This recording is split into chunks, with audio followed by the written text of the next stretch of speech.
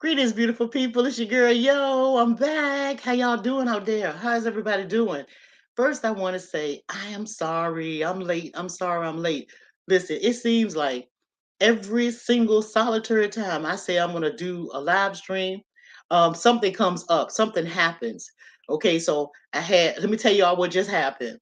I had a gentleman, right, that pulled up into all the way down to our driveway, all the way to the side of our house, and I got cameras everywhere, right? And so, a certain part that you come, it'll trigger off the alarm system, right? So the alarm going off, the dogs, oh, they going absolutely mad because they know that's warning. That means something is going down, right? And anyway, so I'm out of breath too, y'all. My fat ass was running with holes in my belly. Damn. But anyway, so hey Styles, y'all, I gotta tell you. So this guy, right? He's on the side of my house with a red duffel bag, y'all. He's a white gentleman, older white gentleman, look like he could be about 70 years old, with a white beard. He had a red duffel bag with black on it, propped down on the side of my house where the electrical meter is. You know where the meter is?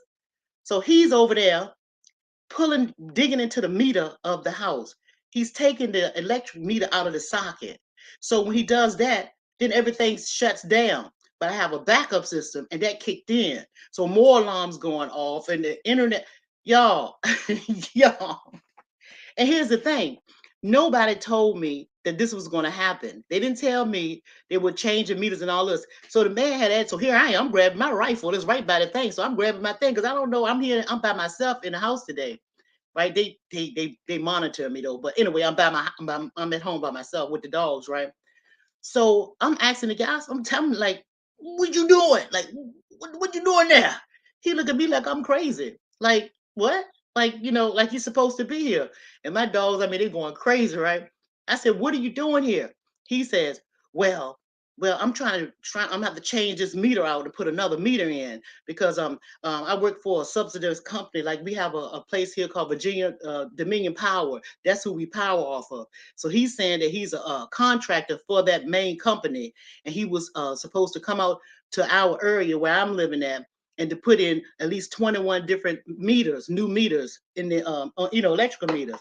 I was like, I didn't see no letter, no emails, no nothing. And you just found your way all the way up here to my spot, and you doing that. Didn't even knock to say that you come and none of you ain't said nothing. You just gonna go and proceed accordingly.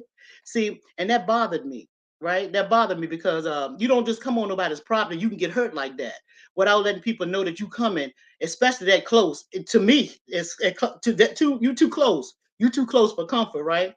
So we had that little Mexican standoff for a short, and then till we got an understanding. And then so I wait till he went ahead and switched the thing out, which didn't take no time, and then he left. But the truck that he was driving, y'all, was a trip because it was like a little small white two-door truck. And it was like a little like a Dodge, but it was like a short one, and it was like an old model. And the writing on the truck was like a light blue, was a U and a P. I'm like, he could have pasted it on. It looked like one of those homemade jobs, right? So I don't know what the hell went on just a few minutes ago. But anyway, he gone.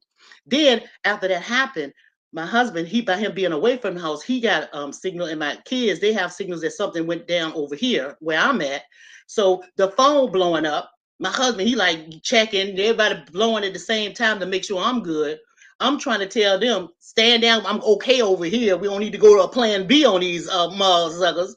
Okay, so I'm doing all of that, and I know that the time is ticking. So, oh Jesus. Anyway, that was the start of this live stream. So, hey, y'all, welcome. Come on in here. Come on in here. It's Mo shit. That's how my life run, y'all. It's Mo shit. I gotta tell y'all, come on in. I missed y'all. I know y'all missed me in my mouth because I got plenty to talk about. Okay, so look, the last time I talked to y'all, it was like I had a live stream the last time, and I forgot what it was about. But anyway, fast forward, y'all know I went to the hospital. Let me tell y'all what happened and what triggered me to go to the hospital. So y'all know for about a year now, I've been messing around with this gallbladder issue. And if you eat certain different things, it'll trigger the gallbladder, which would cause it to spaz, and it cause the gallstones to just spaz out and give you cramps and be like pop, pop, pop, pop, like somebody is using your stomach for a punch bag, but it's hitting it so hard. I mean, it's hitting it before you can take a breath to go to get your breath, and another punch is coming. So, whoom. So I was getting this, whoom. I was getting all this stuff right here, right? And what triggered it was this: raining outside, cold Virginia weather, it's a little raining, it's sleeting a little bit. And I was like, shoot, I know what I ain't having in a long time. Went to one of my shelves, pulled out these old white old navy beans, right, y'all? I pulled them out, pulled out that crock pot, got in that deep freezer, and I had some spiral ham. And I didn't put a lot of ham in. I put like maybe like a handful in, along with some green peppers and onions. I put that joker in the crock pot, turned that sucker up on high. Them beans got nice and creamy and stuff, right? And so what I did, I said, I know I'm just gonna get a little cup full, right? And I don't really eat meat like that. I took this cup right here, y'all, this little short white cup, and I dipped it into the beans. Y'all, I sat down, I ate that thing. That thing was some kind of good. This was like 12 o'clock in the daytime, y'all. I ain't have no breakfast. And then I said, oh, these beans good. I said, you had to put some stewed tomatoes on the side. So, and maybe fix some biscuits. So I did that for the family. I said, I'm not going to eat all of that, but I'm just going to eat that little cup full. That would be good. No meat in it or nothing. No meat inside of the beans. I cooked it with the beans, but I didn't eat any of the meat. But do you know what that spiral ham has like a little grease coming from it? But I made sure it wasn't much white on the meat when you put it in, like the fat. But anyway, so I'm eating, I'm good. So that night, y'all, let me tell you what had happened. So it was around about 10:30, 11 o'clock at night. Girl, y'all, my stomach started cramping so bad and it felt like again I was like somebody was like punching the hell out of me. So I'm toughing it up. I'm being all thugged out, trying to tough it out, but it was stronger than ever. And then it had pressure. It was like pressure on you. And then so I was trying to drink some water. So I figured if I drink some water, I would maybe flush or maybe it'll be a stone that'll pass or something, right? So when I drank the water, and it was like a cup of water. And when I went, then I threw it up because you start throwing up and all that make you throw up constantly. You just keep throwing and throwing and throwing. You can't stop when you start having those gallbladder attacks, right? And so then I urinated, and when I urinated, it was orange. I was like, oh shit, something gone. This shit is gone, right? I gotta go. So I had to go straight to the emergency room because I knew then that the gallbladder was it pretty much exploded. I knew that a gallstone had got clogged into the duct because you got just your gallbladder. On top of your gallbladder, you have your liver, and they sort of like go hand in hand with one another. And they have like little ducts in them, like it's like little circles of ducts wherein the liver filters through the gallbladder, and they have this thing called bowel fluid. And the bowel fluid helps with you when you have to go have a bowel movement and all that stuff. So it's cleaning all this toxins out of your body when you pass them. That's what it's doing, right? But by that my urine being orange, pretty much orange, because that's exactly how it looked. It was like orange. It don't hurt you to urinate and like that. But after I saw it, I was like, oh shit. Because your urine is supposed to be the color of the toilet. The toilet water don't supposed to be that color. So I knew something had happened. Well, what happened was one of the gallstones had got caught into the duct of the gallbladder, the hole of the gallbladder where it's supposed to release with the liver going back transferring the fluids, right? So it got stuck in there. And that's why the pain was even more excruciating, right? So in the hospital, get there, and they was like, okay, well, listen, we got to do emergency surgery on you. But what we're gonna do first is here go all these doctors surrounding me and shit and trying to rush me because they want to see your insurance card. Once they see all of that, they know they got the money on your ass. So we want to go in right now. And the first thing we want to do is we want to go and look at that duct and we want to see if the gallstone has passed. If not, we're going to remove that stone. And then the next day, we're going to remove the gallbladder. Look, I might have been in pain, but I wasn't crazy. I was telling them, I said, oh no, you're not gonna do that. No, you're not gonna do that. You're gonna take the whole damn thing out. You're not gonna go do no two things on me. You ain't gonna put me under no twice. And we're just gonna go ahead and get rid of the whole thing because I already know it's time for it to go anyway, especially when you're gonna start it's gonna start getting into your system. Because that bowel fluid gets into your system. If it's coming out in your urine, that means it's in your system. Because what it did was it causes my skin. I'm already a light-skinned kind of like person. So it already caused my skin to be yellow. That means that it's getting into my bloodstream. The bowel fluid that's coming off of the gallbladder is going into your bloodstream, not just in your urinary tract, but it's in your stream, in your blood system. And that's poison in your body, which could kill me. In other words, it could have killed me if I hadn't taken care of that. So I had no choice but to get the gallbladder removed. No more bullshit, no more patching, no more, it had to come out. So I told him, I said, no, you're not going to do that, right? So Yeah, that was dangerous as hell, right? And the bad part about it, I didn't like the fact that the doctors was the way they tell you stuff. And I already understood what was happening, but by me being with my family, my husband was there, and my daughter, son, everybody coming. You know how they, Lord have mercy. It was like they're like burying me, pretty much because they were so scared from the way that the doctors were delivering the information to me, even though I knew what he was talking about. You get what I'm saying? And how somebody else already don't understand it. You have to break it down to them. But anyway, so and my family was getting upset with me because it was like, no, my daughter, mama, no, please, mama, no, mama, let them just go ahead and patch it right now and then do it, get it. I said, I was like, look, girl, look, I got this, look. So had to go through all that, but be sensitive at the same time about and knowing myself that this shit is crazy.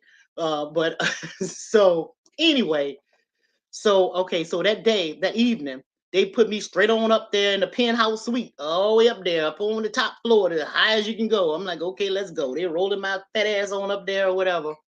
And we get there and they run all the blood tests and all this stuff like that, the blah, blah, blah, blah, blah. And then the surgeon come in and they start talking to you about what they're gonna do, blah, blah, blah. I told them, first of all, I want to meet the surgeon, talk to the surgeon. I talked to the surgeon. I asked the surgeon, like I asked anybody that's gonna do anything on to me, what time do you normally get up in the morning?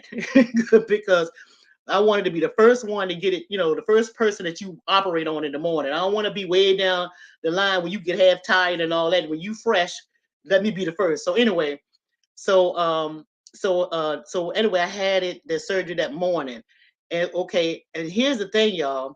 With that surgery, what they did was they gave me medicine that knocked me straight off my ass, y'all. And I'm telling you, I'm not a person that I don't take medicine like the normal medicines that everybody else take. I do herbs and stuff like that to take care of myself when I get sick. So to have that kind of to have the conventional medicine, it was really like whew, they in the whole process, the medicine that they gave me, I had fentanyl, that fentanyl that's killing people, but it was hospital fentanyl.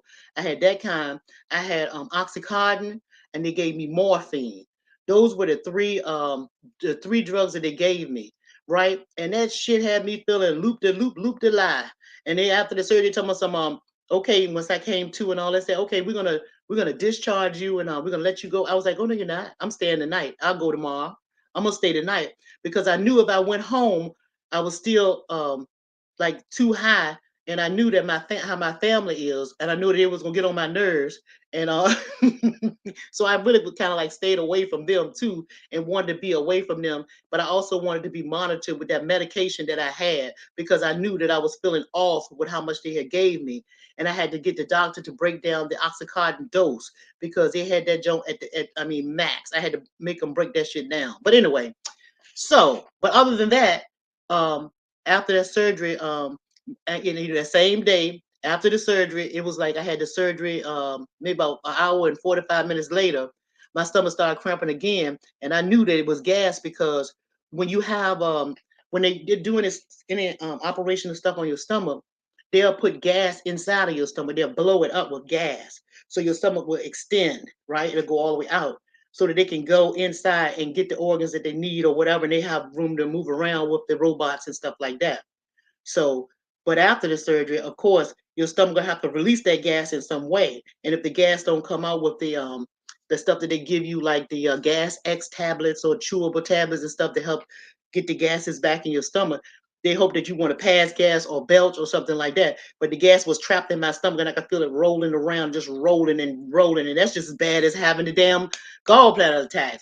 So here I am, IV, grabbed the IV. I'm going for a walk. I told that nurse, I'm pulling this thing out of the socket. I'm gonna walk down this hallway. So I was walking the hallway only about an hour and a half after surgery. I walked 3 laps of that hallway. And once I did it, the gas started to release. I was like, I'm better now. I'm ready to go home now. So anyway, so I got all of the, I know, right, Val? So I got all the, so I have 5 holes in my belly, and they like short incisions about this long. And then, they just cut it and go in and they dig all down in your shit. So right now I just feel like I did a whole bunch of sit-ups. And you know how you do a whole lot of sit-ups and you constantly doing them, and how you feel the next day you be sore. That's kind of like sore right there and around your belly area. So that's the only pain that I be feeling. And I have not taken and will not take any kind of medications for any other pain that I may feel. with this stuff because I'm not into that kind of thing. So, and I haven't taken the pills or nothing since I came from the hospital, from that day that they gave it to me. And in the meantime, they messed up my blood pressure.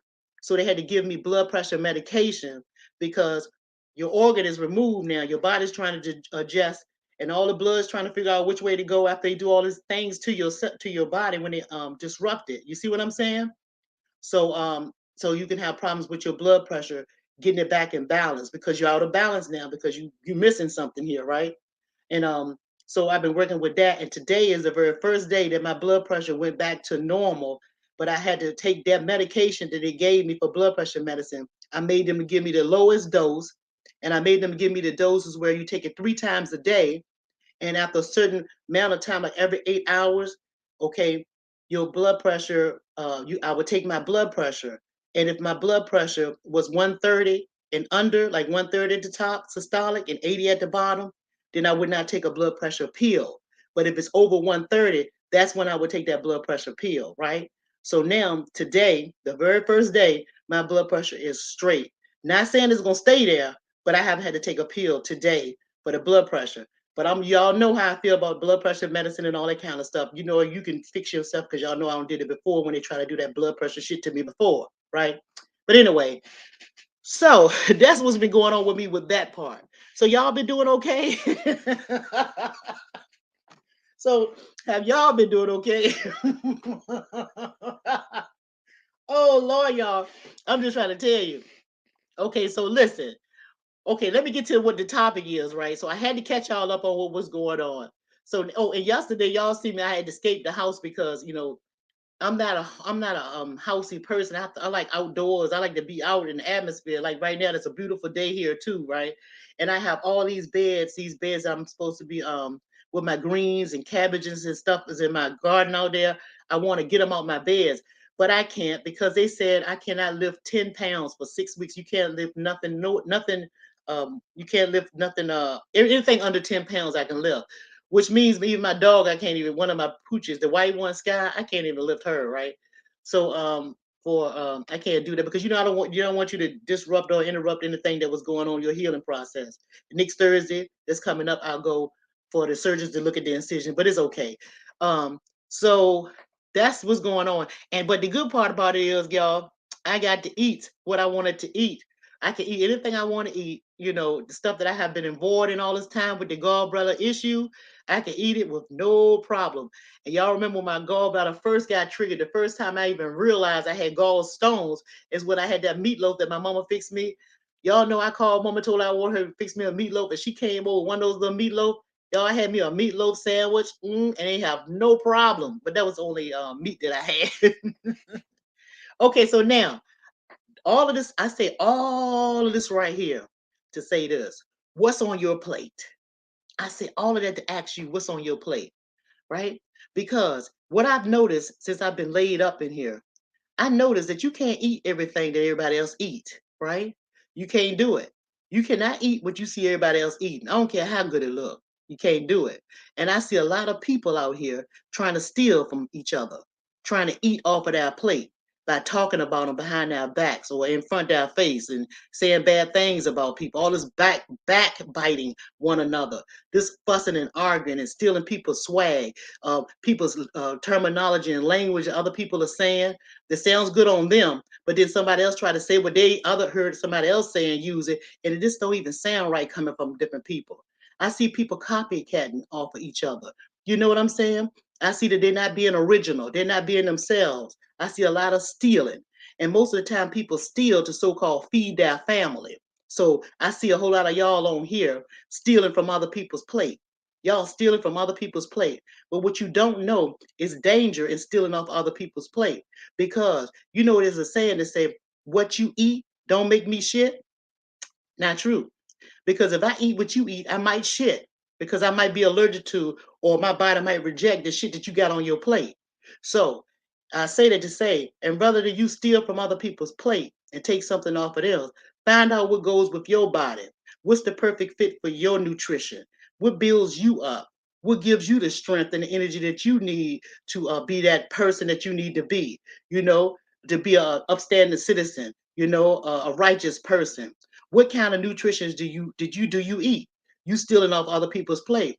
And that food that they eat, I'm telling you, it ain't for you, right? Because some people might put too much salt in the food, and you maybe have blood pressure problems, right? So the sodium level may be too high. Although the food look beautiful, right? And sometimes that food on the plate with them greens and stuff that you have on the plate, like say broccoli or something, and you see how it glistens with that butter and stuff like that, that might tear your stomach up. You see, but it's all right for the person that's eating it. So just because you see somebody else eating, let them eat because it's their food and it's made for them, right? Also, think about this. You have a dog and a cat. A dog can eat some of the cat food and the cat can eat the dog food. They can eat each other's food sometimes with no problem. But how does that food digest in their body? Is that food proper for the nutrition of their body type? Right? So stop stealing from each other and be original. Learn how to cook. Learn how to grow your food. Learn how to be creative enough to make your plate look like a beautiful plate and make it suit for your body and you, right? So be careful about stealing from other people because you're talking about feeding your family by taking somebody's stuff off of their plate. You understand me? I know you understand what I'm talking about. Am I making any sense to y'all in the chat out in here? Because see, it could be deadly. It could be deadly. Just like my gallbladder problem that I told you. I could have ate this stuff right here. That shit pours it all through my body and the beans good. But you could have had a cup and been just as satisfied, belch, kick back, smoke a cigarette afterwards, because some people smoke after they eat and stuff like that. See? But it could kill me, right? So I'm just telling y'all need it's time for y'all to stop seeing who can holler the loudest, who can shout the loudest, who can cuss the best, pissing contests and all that kind of crazy shit. Stop doing all of that and stealing from each other, trying to make somebody else look bad. You know what I'm saying? This is not necessary. Here's another thing. If you've been given the same ingredients as I have been given, if we're gonna put a soup together, say we got the same ingredients, we're gonna cook the same soup. We got 5 ingredients to make a soup. We got the same, even down to the seasonings. And I'm making my soup and you making yours. We put them together side by side. I'm tasting your soup and you tasting mine. It's not gonna taste that good. It ain't gonna taste that good because I might have did a little bit of more salt or pepper or more seasonings or oregano or whatever else extra in mine than you did. See? So just because you see something there and it looks good to you, it don't mean that it's good for you. It's not always good for you, right? Learn how to put your ingredients together. Use your creativity to build and fill your plate, right? Use your originality to do what you need to do to feed your family. You understand me? Right? Okay. Or drink plenty of water because some of y'all thirsty too. I can see that too. Y'all need to do better. Y'all need to do better. And I want to challenge y'all one thing before I leave off here because I'm not going to be on here long. I want to challenge y'all to do this. Since y'all have all this energy and stuff like that to waste on bullshit, start doing something. I'm going to give you a 30-day challenge. 30-day challenge to do something, accomplish a goal or something that you want to do or been wanting to do for a long time. It say 30 days. You got 30 days. Say you want to lose 5 pounds. If it take you 30 days to do it, do it. Right? Scratch it off. That's something that you accomplished. Other than a bunch of bullshit that's running around over here stealing and doing all that crazy shit and robbing your brothers and sisters of the food that they have on that plate. See, don't never try to be like nobody else. Always try to be yourself. Be the original, authentic you because you're the best at it. I keep telling you that. There's nobody better or greater than you are. You may admire something that somebody else is doing. You might like that. There's nothing wrong with complimenting that person and telling them you like what they say or you like how they move or and asking them questions about how they do things or whatever. And they may say, "You have my blessings. You can use this," or "I'm allowing you to do this." But when you do, make sure you put your own spin on it. Pull some of your shit, pull some of your creativity out of you because we are all creators. We are all creators. And what's good for for the next man is for the next man or a woman. It ain't always for you. See? So because again, what somebody else eat, it could kill you. It could be deadly. And you can say your grace over the food all you want to, but dead is dead. You did? All right, there you go. Plenty of sense. All right, y'all doing all right? Hey, two equal one. How you doing, baby? What's going on? What's going on? Hey, Valentina Styles. Hey, thank y'all. Hey, Kodak. Thank y'all for stopping through. Thank y'all for stopping through. I just wanted to catch up and let y'all know what was going on with the old girl. Let y'all know that I am back. Oh, and my brother, he has to go at the end of January to get that little surgery to get that last bit of cancer that's lingering. Then right here, he got to get that little thing out. It's like a little surgery, get that little bit out, and he'll be cancer free. So it's just been a lot going on. But I'm just thankful that I'm still here in the land of the living. It won't time for me to go nowhere. Although I said in the last video, if I was to go to Del Mar, I'd be all right with it. But hey, it feels good to be back. I can just say that. And I'm gonna try to do a little bit more live streams and be a little bit active. And welcome to all the other people that I see on here, Bolo, and I see Double Speaks. Congratulations, fellas. Welcome, welcome. Let's put some stuff on our plates and let's feed other people some good stuff. Let's feed people knowledge and wisdom and let's just feed them what we have within us to give because everybody have something to bring to the table. Everybody. Just bring what you can eat to the table. And if, like I said, if you want to share, that's good. But if whoever you share it to, y'all be careful. Be careful when you take something off of somebody else's plate. Make sure you say your please and thank you and bring your manners with you when you come. You dig? All right. And then we all can eat and be comfortable, right? Because it's a great big world. It's a great big world. And and again, what's for you is for you. And can't nobody take it away from you, right? All right. I'm gonna talk to y'all later, everybody. Okay.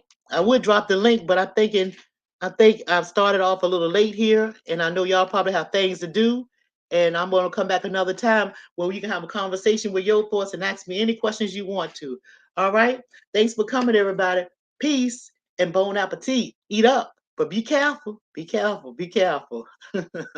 Peace, everybody. I'll talk to y'all later.